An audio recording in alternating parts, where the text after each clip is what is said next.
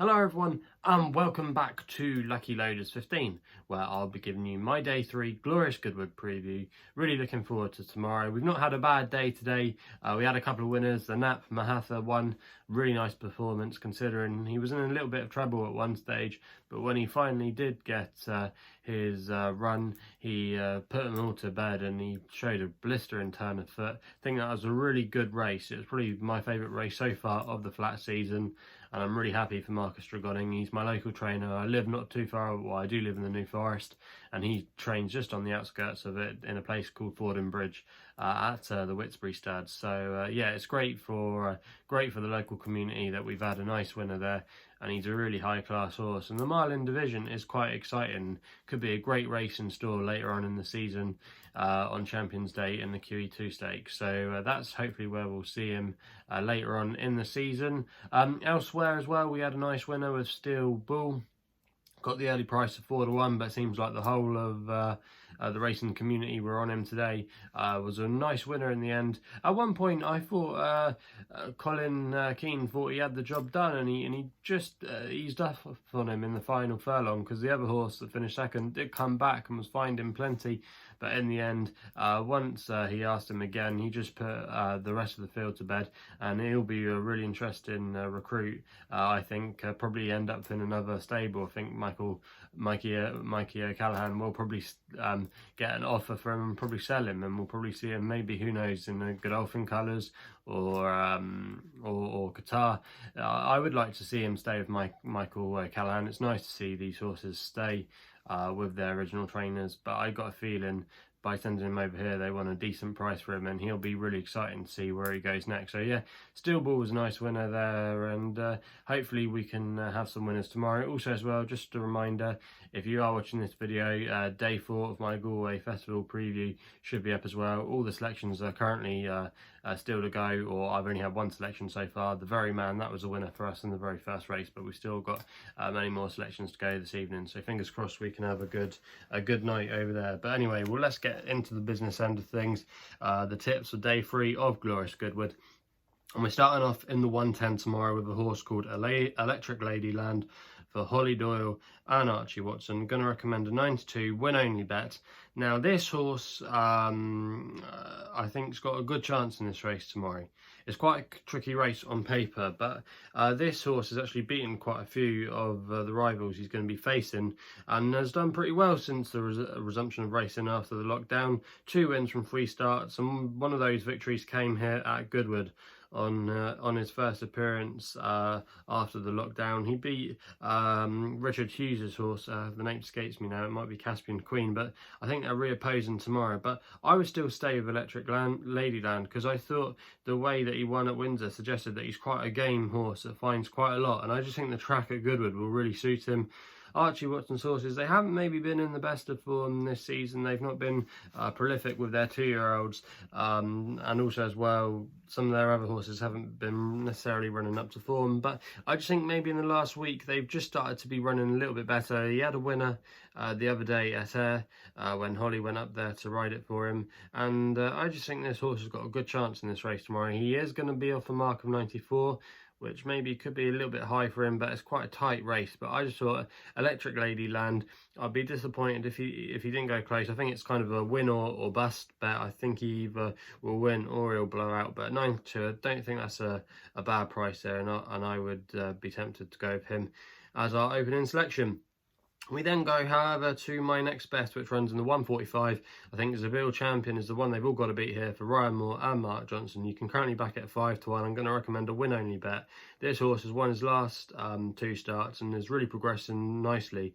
And I think there's a lot to like about his form. If you go to the last race at Newmarket, he beat some really useful types. He beat Man of the Night, he beat Kipps, who had some really good form, HMS President. He beat some nice improving types, and he's now off a mark of 91, but I still think he might have a little bit more to come. Also as well, I think the track will suit him. Some of the horses today that were racing towards the front were lasting home, and I could see him using prominent racing tactics tomorrow under Ryan Moore. Ryan, I think, is normally seen at his best actually when he's dictating from the front. I think he's very good at setting the fractionals. He's not my favourite jockey for maybe if we're on a hold-up job with him. I think he often finds too many traffic problems, but obviously a lot of other jockeys do. But I think we see Ryan Moore as best when he's dictating the sectionals from the front. He's really good at, I think, setting the pace for a race and judging it right. But I think Zabeel Champion's got a good chance in this race tomorrow, and at 5 to 1 I would be disappointed if he didn't go close. So for me, he's going to be my next best, and that's what we go for in the 145. We then go to the 215, and I'm going to go with Gussy Mack here for Jack Mitchell and Roger Chill. Currently 8 to 1, going to recommend a win only bet, but I think this horse is progressing really nicely. Now last time we saw it, he won a listed race at Sandown, and the form has worked out okay. You had the second and third finished third and fifth today in the Malcolm Stakes behind Steel Bull. But I think there's a lot to like about him, and he's going to be stepping up in trip tomorrow. He's tackled 5 furlongs on all his starts so far. This race, the Richmond Stakes, is over 2 furlongs. No, it's over an extra furlong tomorrow, over 6 furlongs. And I think that will suit his style of racing. He's a horse that's likes to be held up, or he was at least held up last time. And there's a lot of pace in this race. I could see the Mark Johnson horse being up there, setting the pace. But I just think over the sprint, it's a lot harder sometimes to last home. And Gussy Mack, I could see the race falling into his hands. I think the fact that it's trained by Roger Till as well suggests that maybe the bookmakers, they're willing to give a bigger price about it. And I think if I was pricing this up, I think he should be more of a 5 to 1 chance. I know probably the William Haggis horse does set the yardstick with the impressive horse tactically, but for me, I just think there's a lot to like about Gussy Mack. He's improving, and Roger Till as well. They're doing so well at the moment, obviously, the likes of Oxted and other nice horses in their yard, like Kenzai Warrior, underestimated trainer in my opinion. But yeah, the Gussy Mack, I think 8 to 1 tomorrow. I think he's got a chance of running well at a price. So for me, he's going to be my selection in the 215. We then go to the 245, and I nearly was going to nap this horse, but I just decided not to, but I'm still going to go with him anyway.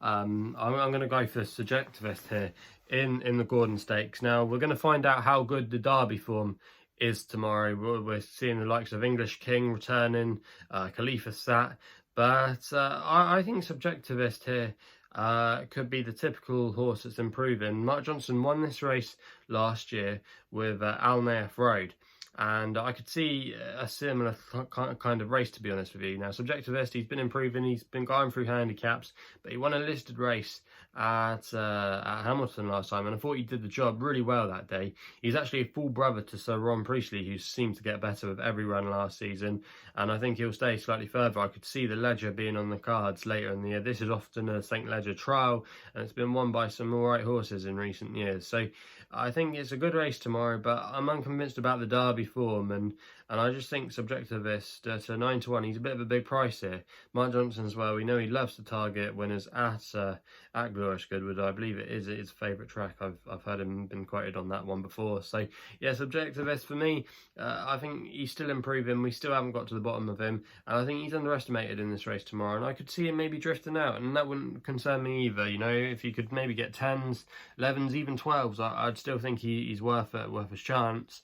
And I'm just going to recommend a win-only bet, but I'm quite sweet on his chances to go quite well and be underestimated tomorrow. So Subjectivist it is in the Gordon Stakes. We then go to the Nap in the 315, the Group 1 Nethouse Stakes, a feature race on the card, and I'm going to go with Deirdre here to do the business again. I thought she ran a cracking race in the Eclipse, probably needed the run as well after a little break. I actually did put her up in that race at a big price because I thought she was overpriced and disrespected by the markets. But Deirdre, you know, she did well last year to win this race. It was no fluke as well.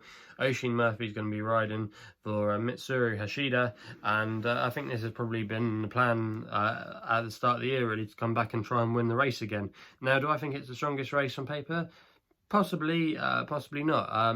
You've got Fancy Blue, who won the French Oaks in good style. She won the Prix Diane, and I do think that is a good level of form. But I just think maybe she might get found out against the older horses. I'm not so keen on the 3-year-old fillies this year. I don't think they're a great bunch, and I think the older fillies are still a little bit ahead of them. This Deirdre, I think her 5th place in the Eclipse is the best form. I know Nassif will be popular with a lot of people, but I don't think her form is that strong.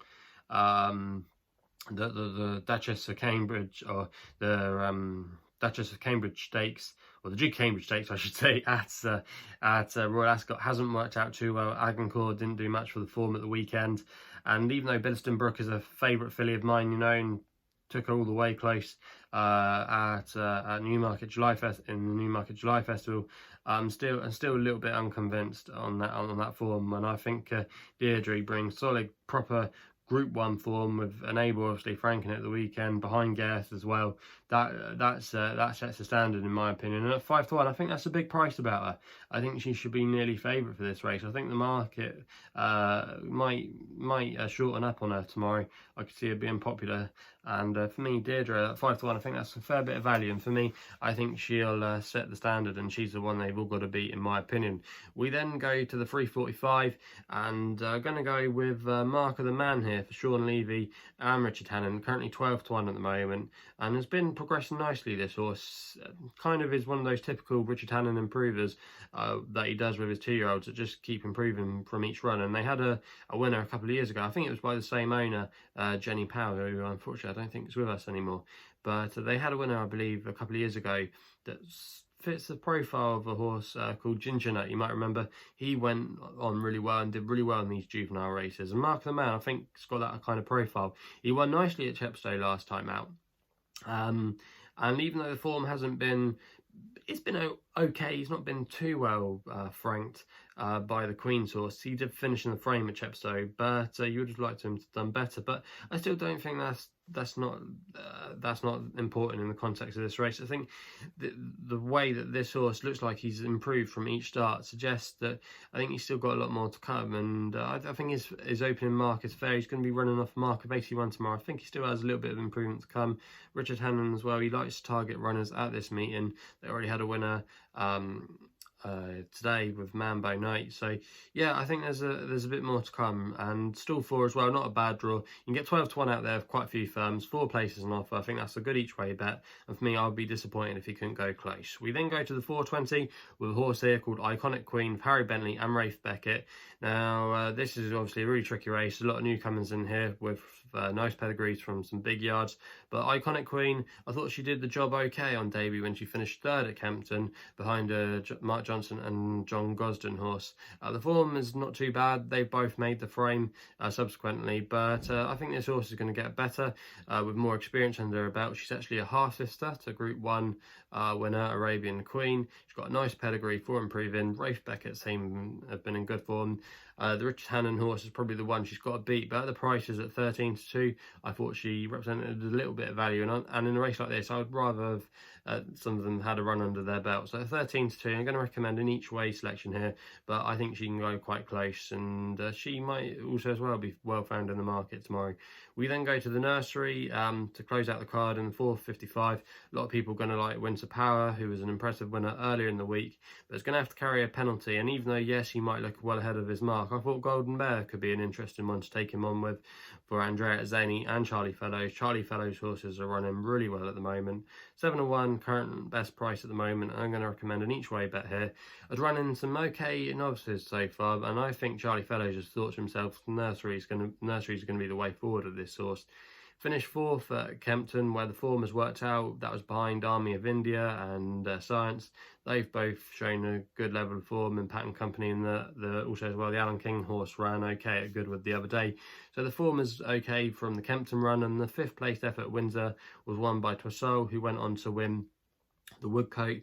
Golden Bear's been given a mark of 72, and I think that's fair. I think that's a workable mark, and at 7 to 1 in a race where you've obviously got a warm favourite, I think Golden Bear can give you a run for your money at 7 to 1 each way, and I would be disappointed if he can go close. So they're the tips for day 3 of Glorious Goodwood tomorrow. So if you haven't done so already, please make sure you hit the subscribe button for more videos on my YouTube channel. Also as well, if you want to follow me on social media, you can do, where my handle is @LuckyLoader15.